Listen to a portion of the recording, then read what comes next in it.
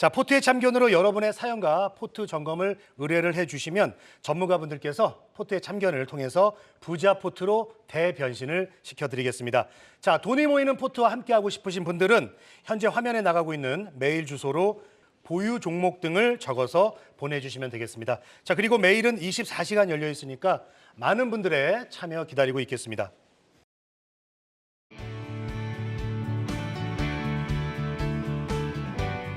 안녕하세요. 투데이 안경 코리아 마켓 박건입니다. 안녕하세요. 박수진입니다. 네, 오늘 하루도 고생 많으셨습니다.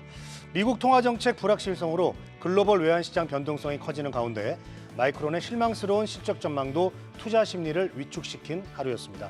양지수는 모두 하락 마감했고 주도주 부재 속에 개별 종목 장세가 펼쳐졌는데요. 잠시 후 이어지는 포트의 참견에 사연을 신청해 주시면 개별 종목 장세에 대응할 수 있는 맞춤 포트로 변신시켜드리겠습니다. 자, 아래 메일 주소로 지금 바로 신청해 주십시오.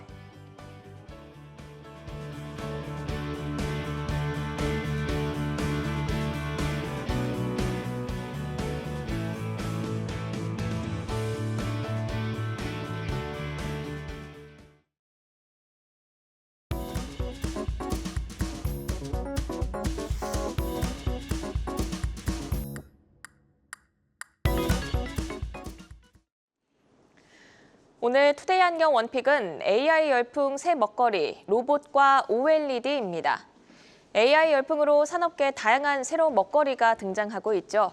로봇과 OLED로 쏠리는 시장의 관심도 더욱 커지고 있습니다. 젠슨 황 엔비디아 CEO는 지난밤 주주총회에서 엔비디아는 끊임없는 혁신을 위해 산업용 로봇과 같은 AI에 대한 새로운 시장을 창출하고자 한다고 밝혔습니다. 이에 엔비디아의 로봇 시장 개척에 대한 관심도 고조가 되고 있습니다. 그리고 최근 OLED 업계는 AR PC 시장이 확대되며 탠덤 OLED 패널이 새로운 먹거리로 부상 중인데요. 오늘은 김용덕 주식창 파트너와 함께 자세히 얘기 나눠보겠습니다. 어서 오세요. 네, 반갑습니다. 네, 올해 젠슨항의 공식 석상 기조 연설에서 꼭 로봇이 함께 동행을 했습니다. 지난밤 주주총회는 젠슨항의 로봇 시장 개척에 대한 의지를 다시 한번 확인할 수 있었는데요. 오늘 LG전자가 구글과 손잡고 생성형 AI죠, 로봇 클로이를 공개했습니다. 로봇과 AI의 만남은 로봇 시장에서 어떤 새로운 먹거리를 만들게 될까요?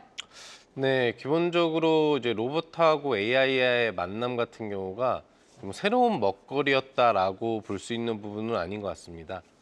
애초에 이제 로봇의 머리 안에 AI 서비스가 들어가는 부분들을 기본 전제로 하는 게 앞으로의 어떤 AI 영역의 핵심 부분이라고 좀 볼 수가 있겠는데요. 지금 같은 경우에는 우리가 웹 기반을 기반으로 해서 직접 질문을 하고 이 부분에 대답하는 AI 서비스가 기본이라고 보시면 될 것 같습니다. 관련돼서 AI 데이터 센터가 지어지는 목적이 그런 부분에 있다라고 볼 수가 있겠는데 전체적으로 앞으로 향상돼야 될 부분 측면 같은 경우에는 이러한 AI 데이터 센터에 있는 내용 부분들이 직접적으로 로봇하고 연동되는 부분이 중요하다고 볼 수가 있겠고 이 부분은 산업용 로봇이든지 아니면 서비스용 로봇 부분들의 총망라하는 부분이라고 볼 수가 있겠습니다. 얼마나 합리적으로 또 동화가 될 수 있는지 여부도 중요할 수 있겠고 그리고 사람의 말에 대해서 직접적으로 분석, 예측, 그리고 행동 부분들을 다 해줄 수 있는지 여부 부분들이 상당히 좀 중요하다고 볼 수가 있겠는데요. 여기에서 단점이라고 할 수 있는 부분들, 주의해야 될 점이라고 할 수 있는 부분들은 앞으로 로봇에 대한 어떤 AI의 기능들이 높아짐에 따라서 로봇이 인공지능으로 자체적인 생각을 해줄 수 있는 쪽으로 발전하는 부분이 이제 주의점이 되겠습니다. 이와 관련돼서는 글로벌에 있는 각 공룡기업 CEO들도 주의를 당부를 해줬고 이런 로봇 기능 부분들의 어떤 락을 걸어주는 부분들이 가장 중요하다고 볼 수가 있겠습니다.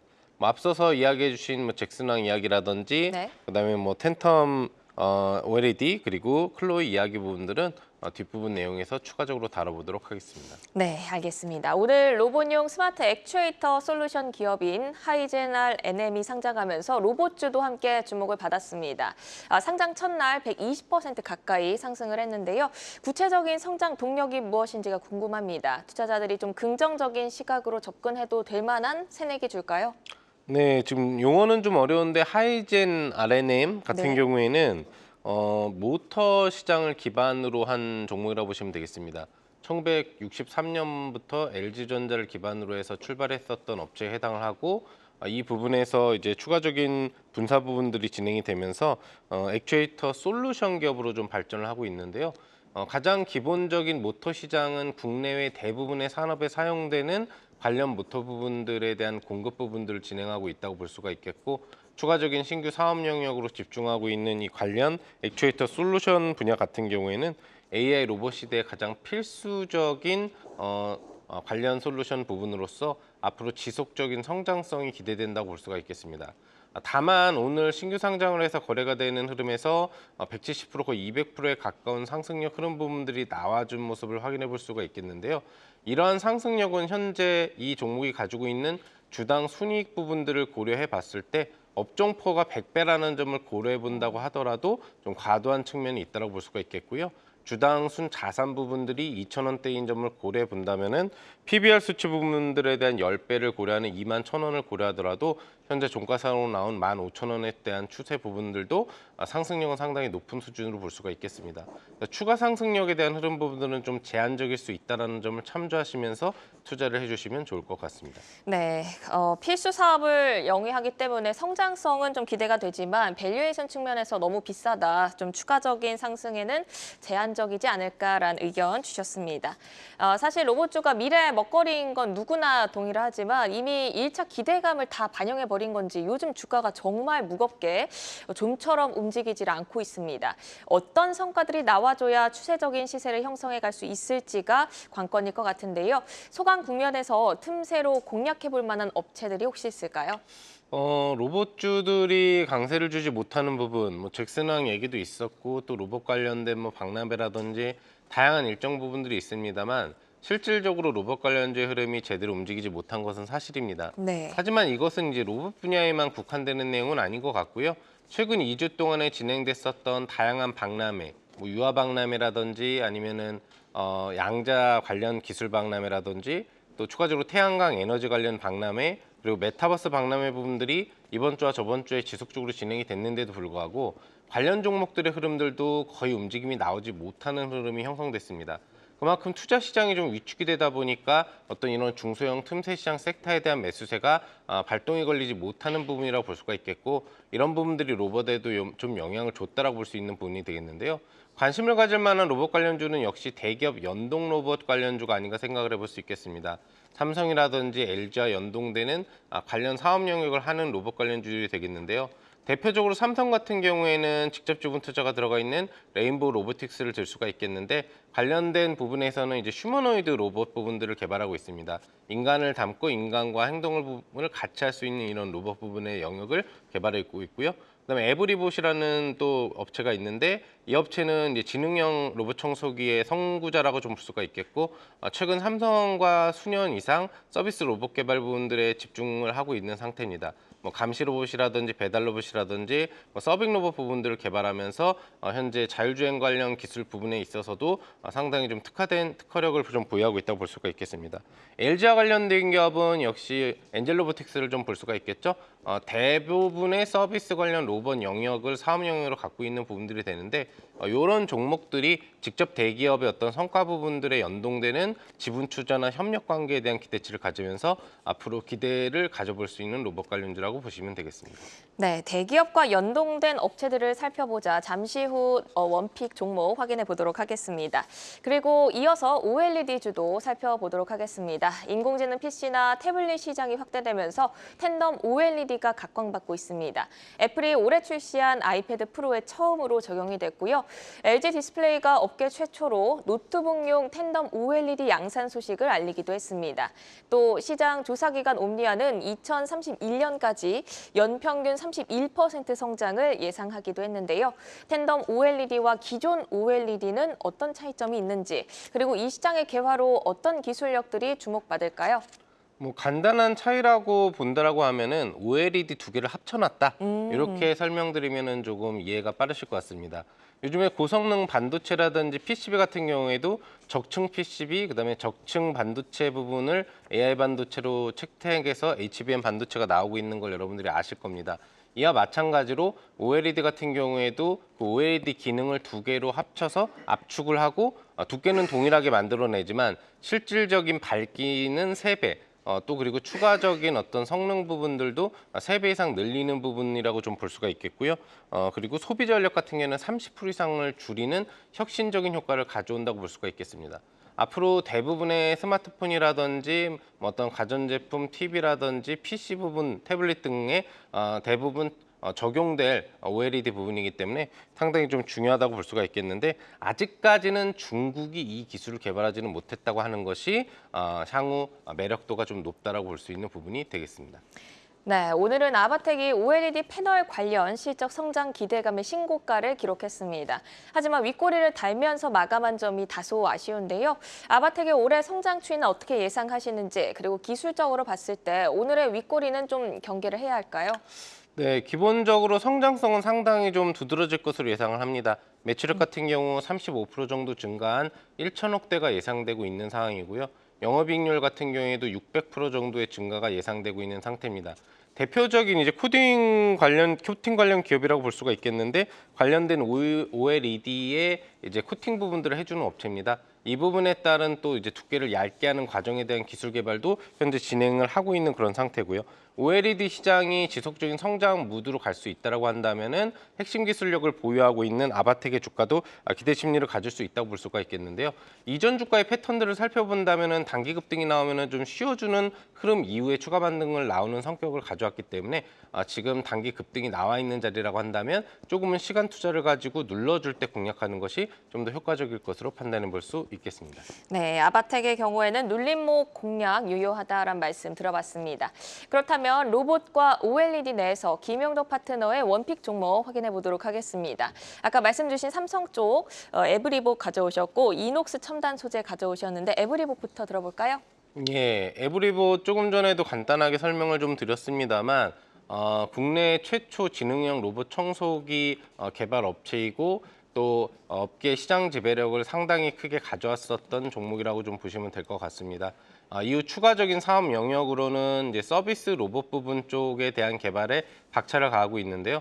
아까 전에 이야기를 해드렸던 것처럼 배달 로봇이라든지 그다음에 추가적으로 감시 로봇 부분이라든지 이런 로봇류들을 신규 로봇으로 현재 개발을 하면서 직접 찾아가는 자율주행 기능 부분들을 탑재하는 그런 서비스 로봇을 개발하고 있습니다. 이와 관련돼서 수년 이상 삼성전자와 지금 서비스 로봇의 협력 그리고 삼성이 앞으로 만들어내게 될 서비스 로봇에 대한 기술 개발 및 협력 관계를 유지하고 있는 그런 포인트가 있기 때문에 직접적으로는 지금 삼성 같은 경우에는 로봇에 집중한다는 얘기를 했지만 자율주행 부분들은 직접적으로 강조를 하지는 않았었죠. 자율주행 기술이 이제 에브리봇에 들어가 있다는 점을 고려해 본다고 한다면은 에브리봇에 대한 어떤 지분 투자라든지 직접적인 인수 부분들에 대한 가능성도 가질 수 있다고 볼 수가 있겠습니다.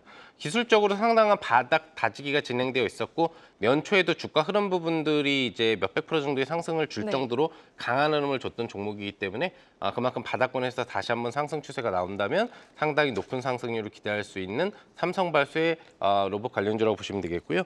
그다음에 OLED 쪽은 이녹스 첨단 소재를 좀 체킹해 볼 수가 있겠는데 전 세계 대부분의 패널 제조사에 관련된 이제 OLED 소재를 납품하고 있는 기업이라고 보시면 되겠습니다. 관련돼서 OLED에 대한 성장 부분들에 대한 향상력이 나오면 나올수록 이러한 수주 모멘텀은 상당히 높다고 볼 수가 있겠고요.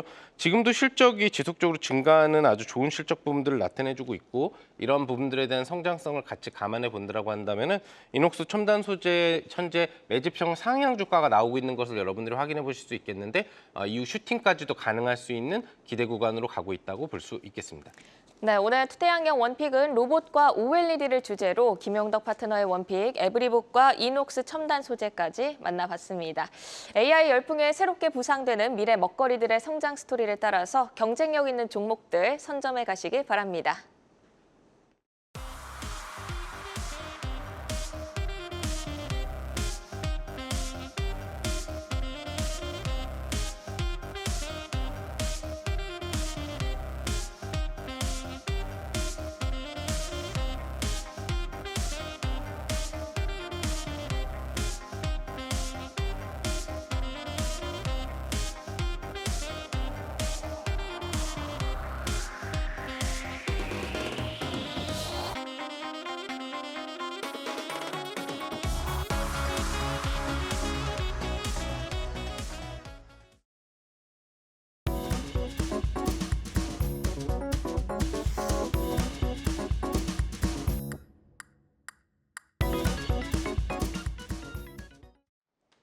본격 전국민 부자 포트폴리오 만들기 프로젝트 포트에 참견 시간입니다. 포트에 참견으로 여러분들의 사연과 포트 점검 의뢰를 해주시면 전문가들이 적극적인 포트에 참견을 통해서 더 나은 포트폴리오로 대변신을 시켜드리고 있습니다.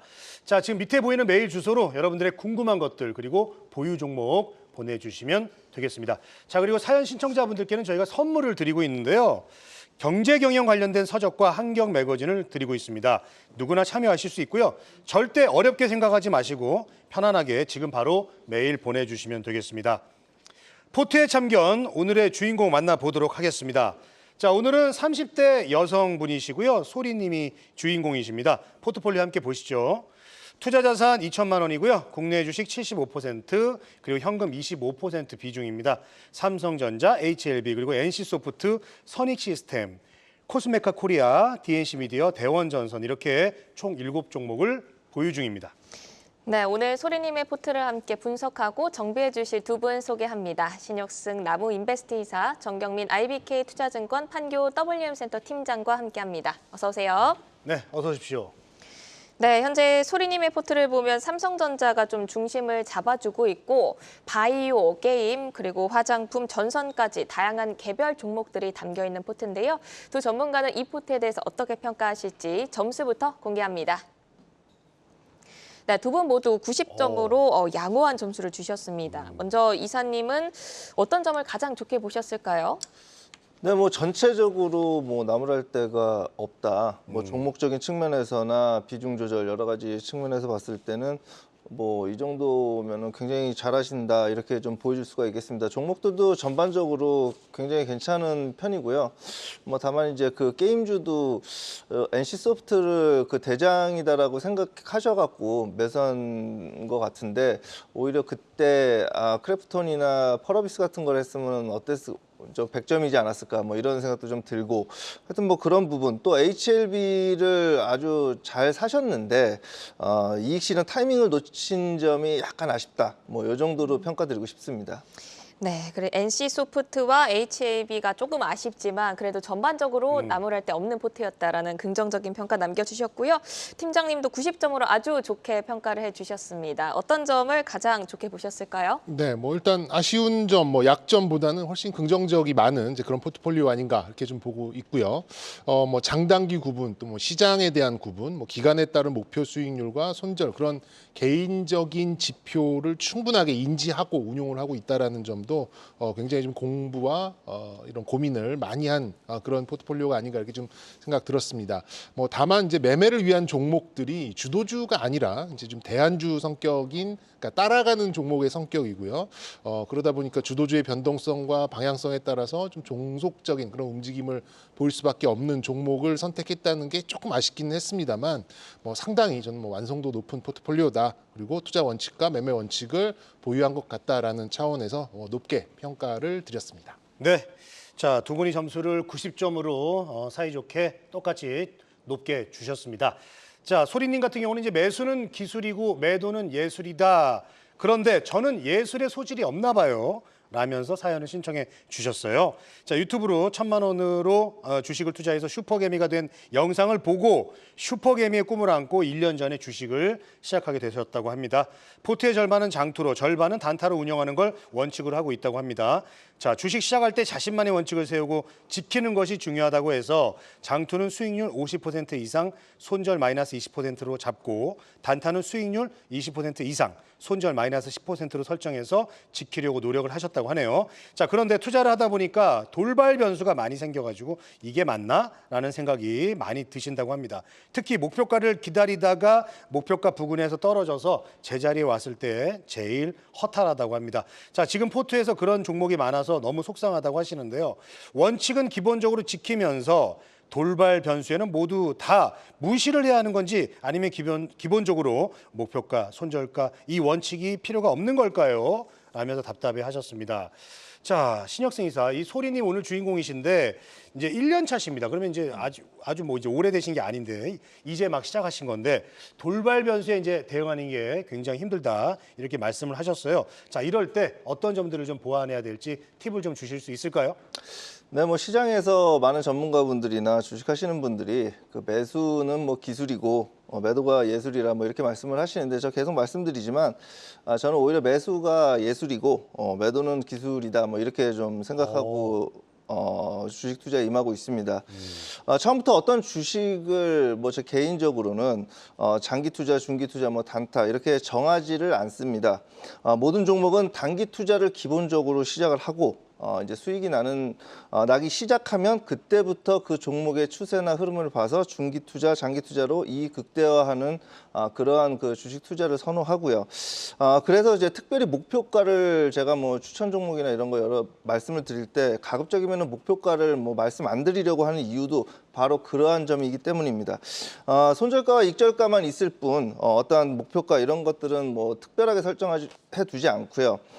그러나 이제 말씀하신 대로 그 단기적으로 어떤 변수가 발생을 하면 그 변수를 그 해석하고 판단할 수 있는 이제 내공이 좀 필요한데 사실 주식 투자를 저도 오랜 기간 해봤지만 그러한 그 내공이나 그런 것들을 쌓기에는 지금 그 시간조차도 뭐 이렇게 짧다 뭐 이렇게 생각할 정도로 굉장히 조금 시간이 좀 필요할 것 같습니다. 사실 그 알테오젠이나 그 펩트론 같은 그러한 종목들도 이렇게 되돌아보면 급등하기 전에 굉장히 뭐 한 10% 넘게 하락하는 그러한 상황도 연출됐다가 그런 후에 급등하는 추세적으로 급등하는 그런 모습을 보여줬기 때문에 그러한 어떤 돌발 변수가 나왔을 때 이게 진짜 악재인지 아니면 이게 충분히 호재로서 다시 반전이 될 수 있는지를 해석할 수 있는 능력이 필요하다.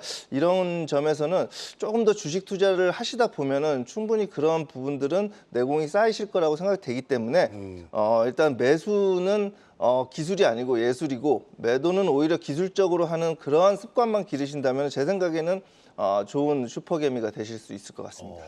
네, 기본적으로 단기 투자고 이익이 나기 시작하면 추세 흐름을 보고 이걸 더 끌고 갈지 말지를 정하자라는 말씀이셨는데 일단 돌발 변수를 판단하기에는 지금 이 사연 시청자분이 내공이 조금 필요하니 계속해서 한국경제TV를 시청해 주시면 될 것 같습니다. 이어서 소리님이 의뢰하신 다양한 궁금증들 만나보도록 하겠습니다. 먼저 첫 번째 질문은 삼성전자입니다. 많은 투자자들의 공통 관심사가 아닐까 싶은데요. 10만 전자 언제 갈까요? 라고 물어보셨고요. 또 미국 FDA 승인 불발 후 변동성이 커지고 있는 HLB, 변동성이 심한데 파는 게 맞을까요? 라는 질문 주셨습니다. 또 NC소프트 이번 주 들어 주목을 받고는 있지만 장기 보유한 주주들에게는 전혀 위안이 되지 않는 흐름인데요. 진짜 바닥은 통과를 했을까요? 라고 물어보셨습니다. 그리고 선익시스템, 대원전선에 대한 궁금증도 의뢰를 해주셨는데 먼저 첫 번째 물음표 삼성전자부터 풀어보도록 하겠습니다. 소리님이 첫 투자 종목으로 선택을 하셨다고 합니다. 장투 종목으로 10만 원을 1차 목표가로 정했는데 올해는 그 목표에 도달할 수 있을까요? 라고 질문을 해주셨습니다. 요즘 HBM에 이어서 파운드리까지 최근 노이즈가 좀 많은 상황인데요. 10만 전자 기다려봐도 될까요, 팀장님? 네, 뭐 저는 뭐 충분히 긍정적으로 좀 말씀드리고 싶고요. 뭐 그 시점을 말씀드리기 특정하기에는 뭐 사실 쉽진 않죠. 근데 뭐 장기적인 투자 관점에서 삼성전자는 뭐 세상 쓸데없는 걱정 중에 하나다 개인적으로 이렇게 좀 판단하고 있습니다.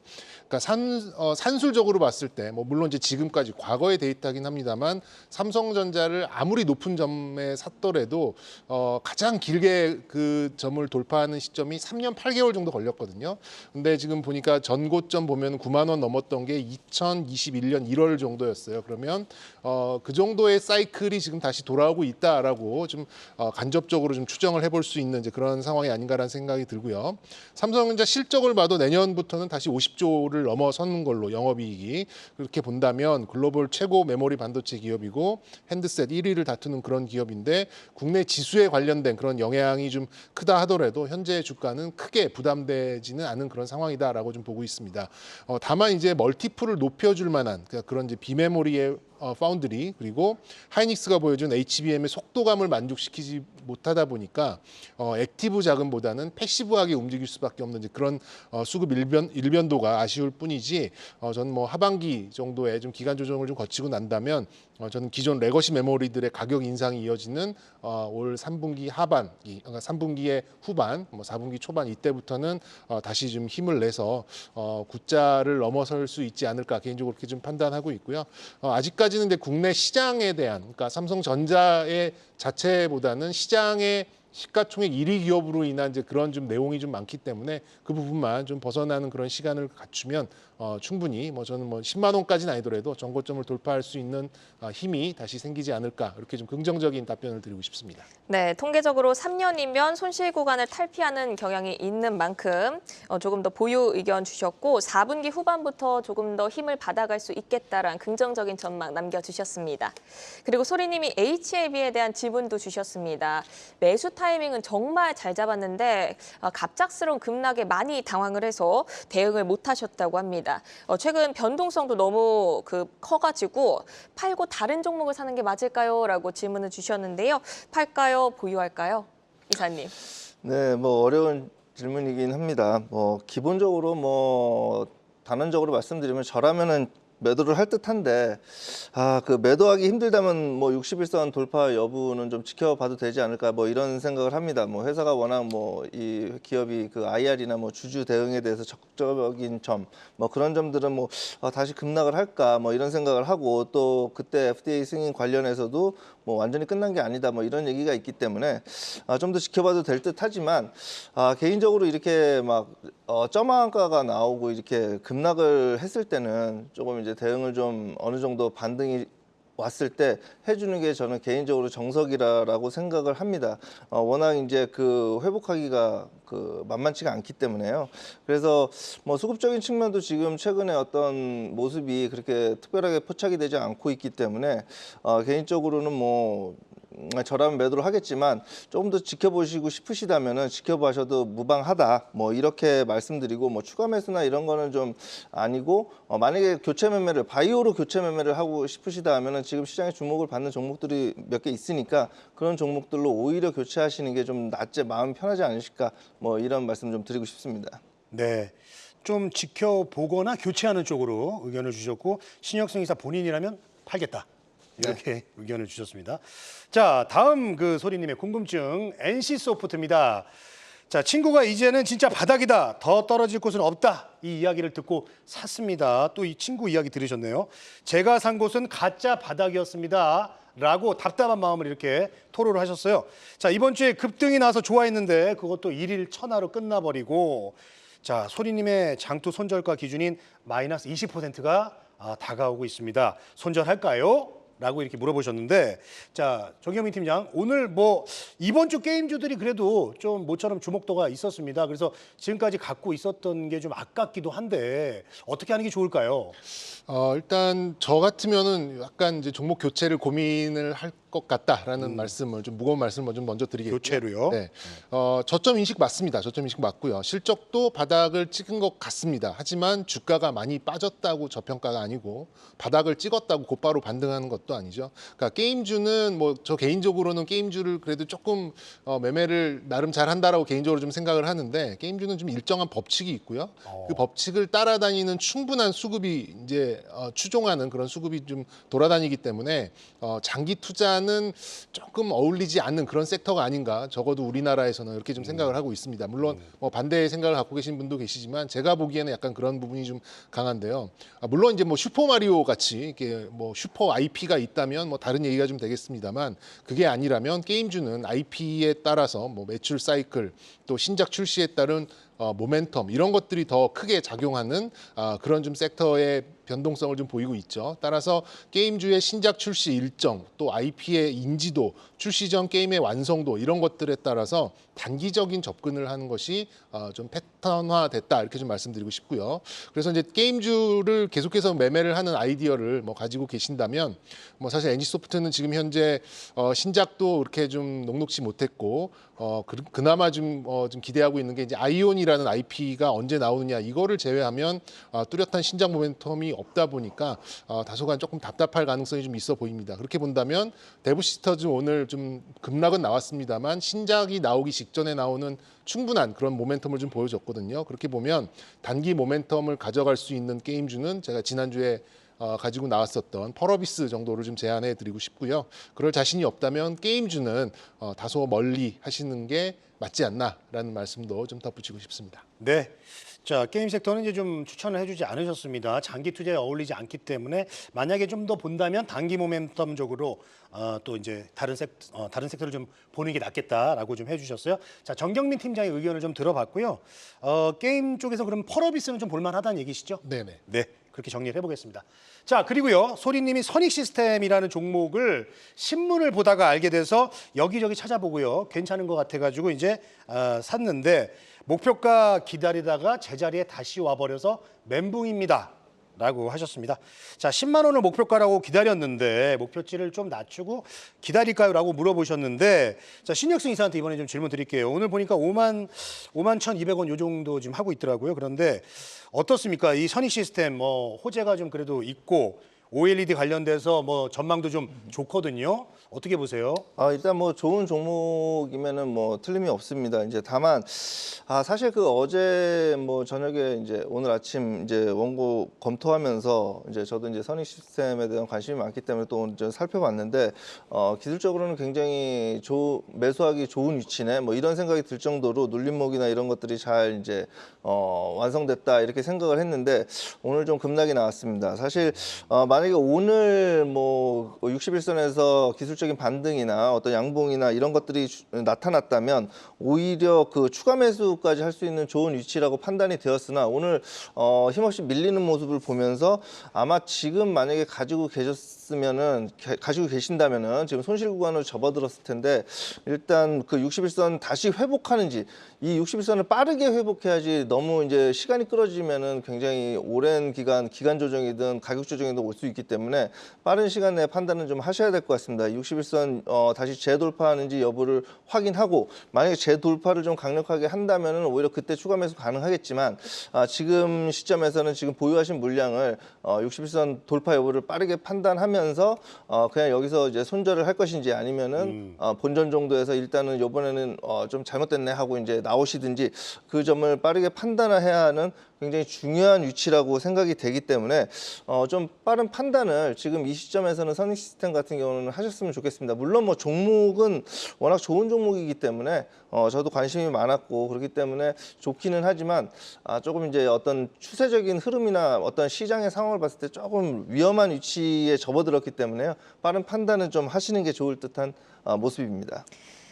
늘 신혁승 이사님이 목숨처럼 생각하시는 그 60일선을 이탈을 했단 말이죠. 그래서 빠른 시간 내에 이 60일선을 회복하는지 여부를 체크하는 게 중요하다. 그렇다면 만약에 또 내일 좀 더 밀린다 싶으면은 신혁승 이사님께서 본인이시라면 아무래도 손절을 좀 고민하실까요? 네, 저는 뭐 지금 상황에서는 물론 이제 선익 시스템이 또 굉장히 또 탄력도 좋고 네. 하기 때문에 금세 회복하는 모습이 나올 수도 있겠지만 지금 아마 손실이 한 뭐 3% 뭐 요 정도 수준이실 텐데 여기서 만약에 또 한번 3, 4%가 밀려서 한 7% 정도 손실이 난다면 또 회복하는데 또 말이 7, 8% 밀렸지 또 올라갈 때는 또 10%가 올라가야 이제 본전으로 오기 때문에 그런 점은 조금 고민을 하셔서 지금 빠른 판단 네. 내가 이것을 들고 갈지 말지 어느 시점에서 아예 손절을 할지를 정하고 또 오히려 여기서 반등이 기분 좋게 나와준다면은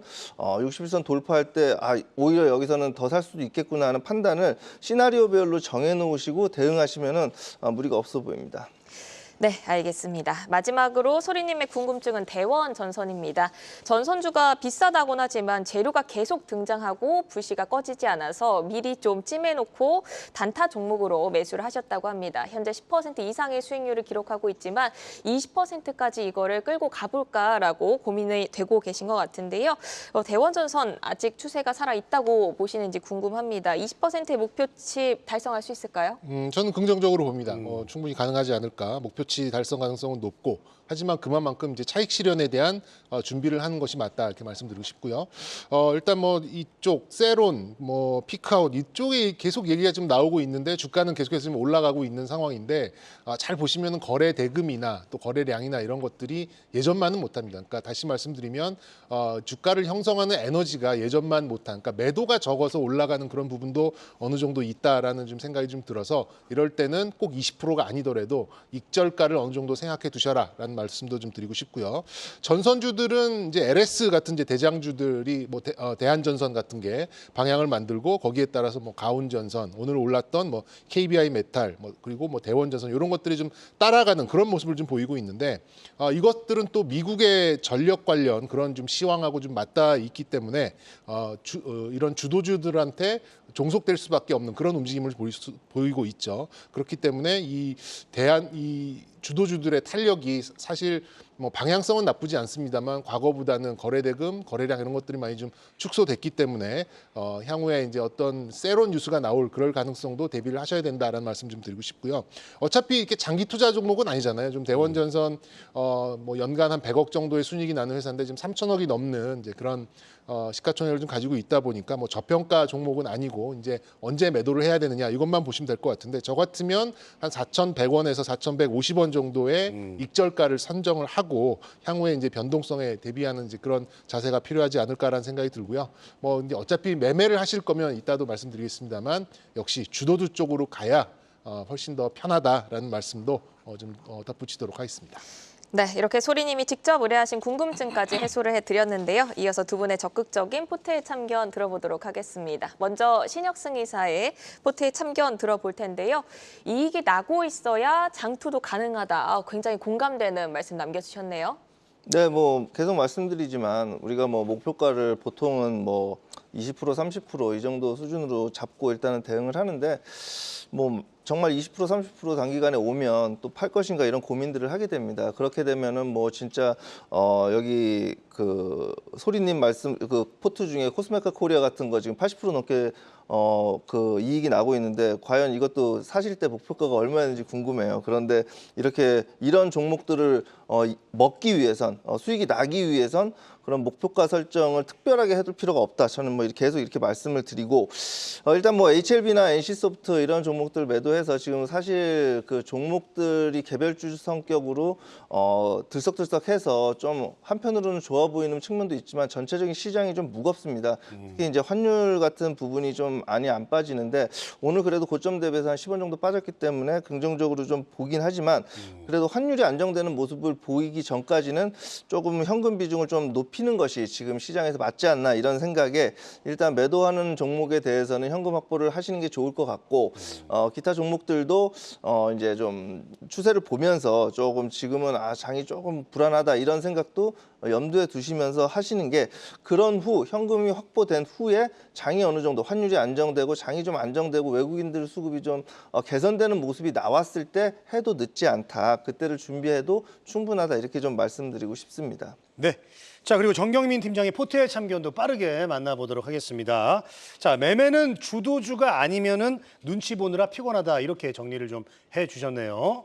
네, 뭐 매매를 하실 거면은 주도주 쪽에서, 그러니까 어차피 주도주가 꺾이면은 뒤따라가는 종목들도 이제 더 크게 꺾이기 마련이거든요. 그럴 거면은 매매 측면에서는 주도주가 맞다. 비싸도 더 비싸지고 꺾여도 덜 꺾인다 이렇게 말씀드리고 싶고요. 저는 뭐 최대한 지금 갖고 계신 종목들을 압축하는 이제 그런 전략을 좀 말씀드렸고, 이제 삼성전자나 선익시스템, 코스메카 코리아 뭐 이런 것들은 좀 보유를 하시고요. 뭐 HLB 사실 HLB는 조금 이제 기도하는 포지션이 좀 필요합니다. 잘 되기를 바라는 마음이 좀 있기 때문에 이런 종목보다는 앞으로 나올 모멘텀이 많은 그런 종목인 뭐 오스코텍 이런 쪽으로 좀 바꿔보시는 건 어떨까. 그리고 게임주도 아까 언급드렸던 펄어비스 쪽으로 조금 이 종목을 좀 바꿔보시는 게 어떨까라는 쪽으로 말씀드리도록 하겠습니다.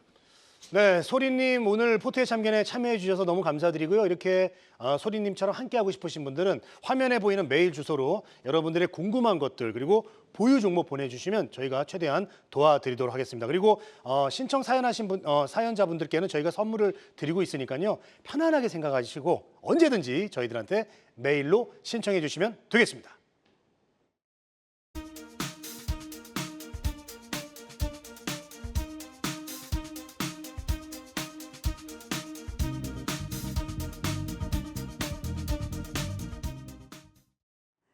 장 마감 후 10시부터 6시까지 진행되는 시간의 투자 리그, 시간의 거래 동향 만나보는 이 시간의 단일가 시간입니다.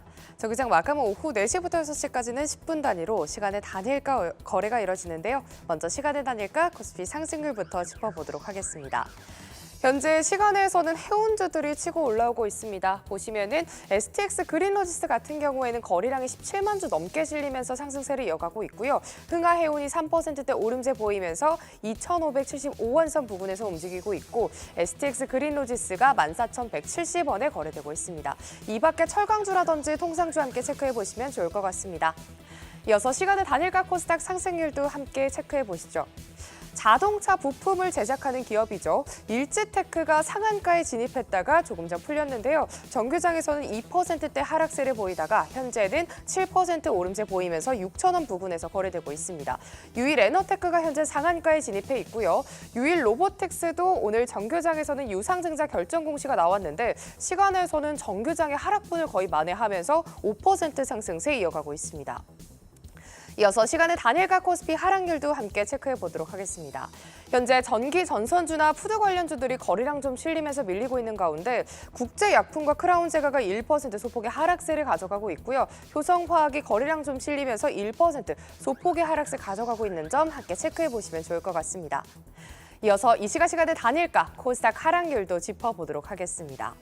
가장 가격이 밀리는 종목은 옵투스 제약입니다. 현재 7,010원 선까지 밀렸고요. 옵투스 제약 같은 경우에는 현재 7만 주 넘는 거래량 실렸고 IOK도 1만 주 넘게 실리면서 4%대 하락분을 보여주고 있네요. IOK가 5,220원 선 부근에서 거래되고 있습니다.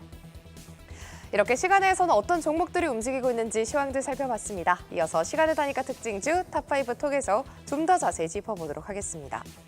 5위부터 함께 확인해 보시죠. 5위는 알서포트가 자리했습니다.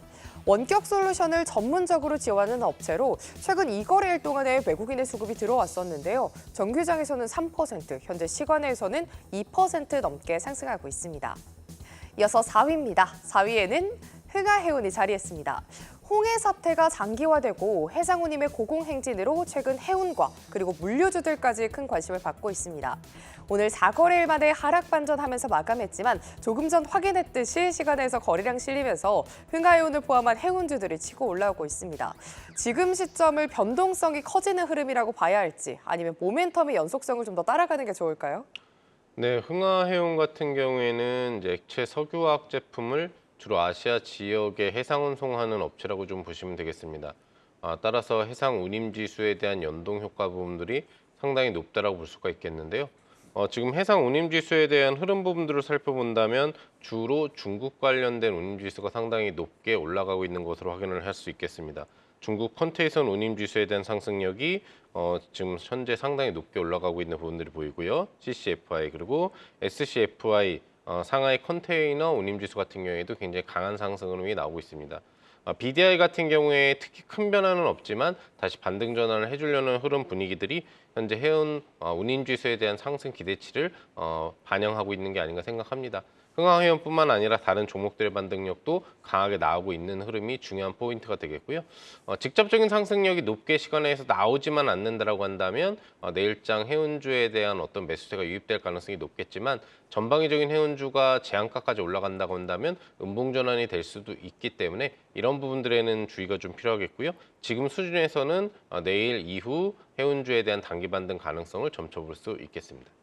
네, 이어서 바로 3위 함께 확인해 보시죠. 3위에는 우수 AMS가 자리했고요. 바로 2위도 함께 체크해 볼까요? 2위에는 STX 그린로지스가 자리했습니다. 바로 그럼 1위와 함께 토크 나눠보도록 하겠습니다. 대망의 1위에는 유일 로보틱스가 자리했습니다.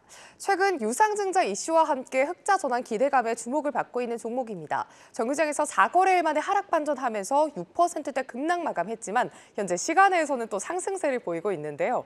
현 시점에서는 어느 방향에 눈높이를 맞추고 대응하는 게 좋을까요? 예, 상승력 약 5% 정도 수준이 나오고 있는 흐름인데 산업용 로봇 관련주라고 좀 분류해 볼 수 있겠습니다.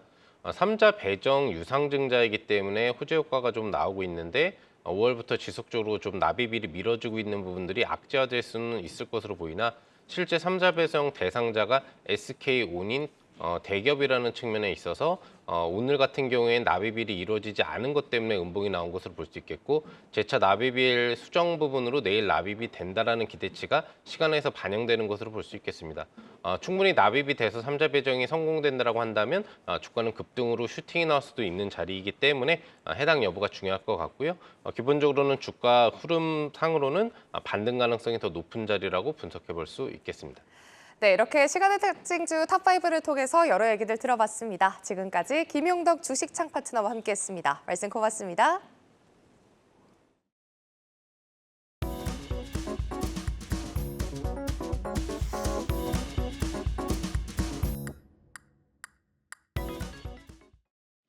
내일은 어떤 종목들이 시장의 주인공이 될까요? 주도주로 떠오르게 될 종목들 미리 만나보는 내일장 101이 되겠습니다. 바로 화면으로 만나보시죠.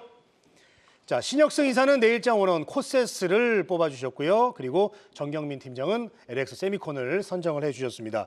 자, 신혁승 이사 내일장 101 만나보도록 하겠습니다. 자, 코세스인데요. 101 포인트 어떤 게 있을까요? 의미 있는 수급 변화인데요. 네, 예. 네, 그렇습니다. 뭐 그 삼성전자, 하이닉스 등에 공급하는 그 반도체 후공정 장비 업체고 디스플레이 레이저 응용 장비 공급을 하는 업체인데 뭐 사실 뭐 최근에 이제 반도체 후공정 관련해서 추세가 괜찮은 것 같아요. 이 기업이 거기에다가 이제 디스플레이 레이저 응용 장비 쪽에 저는 이제 좀 보고 있는데 최근에 그 지난주인가 지지난주에 제가 한번 그 포트에 참견해서 종목 교체를 뭐 애플 관련해서 또 얘기도 나오고 있는 코세스로 하는 게 어떨까 뭐 이런 말씀도 좀 드렸는데 뭐 그런 측면에서 이 기업을 조금 주목하고 있습니다. 그래서 이제 최근에 어떤 뭐 수급이 좀 지지부진했는데 요 며칠 그 들어오는 수급들의 어떤 움직임이나 기관 수급들을 보면은 좀 예사롭지가 않고 또 좀 이어질 경우에는 상승 추세를 본격적으로 타지 않을까 이런 기대도 좀 해보는 입장에서 오늘 이 기업을 이제 가지고 나왔고요. 뭐 가격 전략은 뭐 현재가 정도면 무난할 것 같습니다. 오늘 그 상승을 한 후에 뭐 오늘 장중 눌림목이 뭐 완성되고 끝났다 이렇게 좀 보여줄 수가 있기 때문에 오늘 현재가 정도 수준에서 매수할 수 있다 이렇게 보여지고 목표가는 뭐 계속 말씀드리지만 특별하게 뭐 편의상 말씀드리는 거지 일단 25,000원 수준까지 일단 한번 기대해 볼 수 있겠다. 전고점 돌파하면 거기에 손절가는 뭐 마이너스 5%에서 한 7% 정도 수준, 즉 18,000원 수준에서 짧게 이제 손절을 가를 잡고 대응하시면 무난할 것 같습니다. 네. 자, 그리고 정경민 팀장이 내일장 101 LX 세미콘이 되겠습니다. 자, 101 포인트 보겠습니다. 바닥은 메이저들이 만든다. 이게 어떤 의미인가요? 네, 바닥은 제가 원한다고 만들 수 있는 것도 아니고 개인들이 아무리 노력해봐야 결국에는 메이저 수급 주체들, 기관이나 외국인들이 만드는 이제 그런 게 진정한 이제 바닥인데요. 그런 면에서 LX세미콘은 바닥이 어느 정도 형성이 됐고 좀 반등의 그런 좀 초기에 놓여 있다 이렇게 좀 말씀드릴 수 있겠습니다. 일단 오랜 조정 후에 뭐 지금 수급만으로도 좀 이렇게 눈길이 가는 그런 종목이에요. 뭐 저도 코로나 시기 이후에 거의 뭐 3, 4년 만에 지금 눈길이 처음 가는 그런 종목인데요. 정말 뭐 믿기 힘들 만큼 LG 디스플레이와 궤를 같이 하는 이제 그런 종목입니다. 근데 LG 디스플레이보다는 약간 선행하는 그 특징을 보이는 이유는 아시다시피 디스플레이 구동칩이 중심이 되기 때문이다 이렇게 보시면 될 것 같고요. 실적보다 더 많이 주가가 하락한 게 아닌가 이렇게 좀 보입니다. 충분히 밸류콜의 위치에 좀 놓여 있었고 기관들의 수급이 좀 들어올 만한 그런 위치였습니다. 온 디바이스 AI 기대치가 이제 디스플레이 업종까지 지금 이제 올라타면서 호재에 대한 민감도가 굉장히 좀 높아진 이제 그런 상황이고요.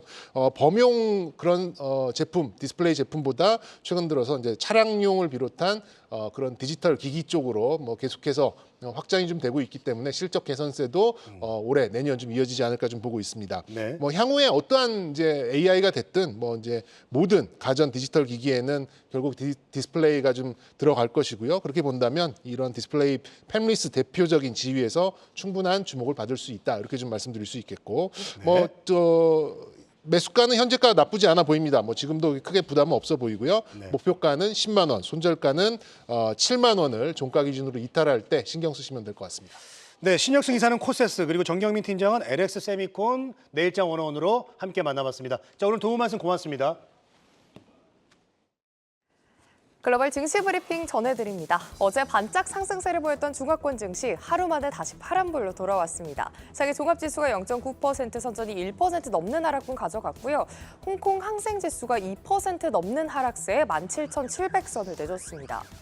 오늘 중국에서는 제조업의 수익성을 보여주는 공업이익이 발표됐습니다. 올해 5월까지 전년 동기 대비 3.4% 증가하면서 6월 경제 지표가 대체적으로 안정적인 게 확인이 됐는데요. 하지만 제조업의 수익 회복세가 갈수록 둔화하고 있습니다. 부동산 위기와 내수 침체, 그리고 미국과 유럽의 관세 분쟁까지 더해지면서 다가오는 7월에는 어떤 부양책을 제시할지 함께 주목해 보셔야겠습니다. 이어서 유럽 증시 개장 상황도 함께 확인해 보시죠. 우리 증시를 포함해 아시아 증시는 파란불이었는데 유럽 증시는 분위기가 사뭇 다릅니다. 닥스 지수가 0.2%, 깍크 지수가 0.1% 상승 출발했습니다. 오늘 밤 미국에서는 1분기 미국의 국내 총생산 확정치가 발표되고요. 또 유럽에서는 유로존 20개국의 체감 경기를 보여주는 4월 경기 체감 지수가 공개됩니다. 지금까지 글로벌 증시 브리핑 이마영이었습니다. 네, 방송 후에도 유튜브에 포트의 참견 검색하시면 다시 보실 수가 있습니다. 오늘도 함께해 주신 여러분 고맙습니다.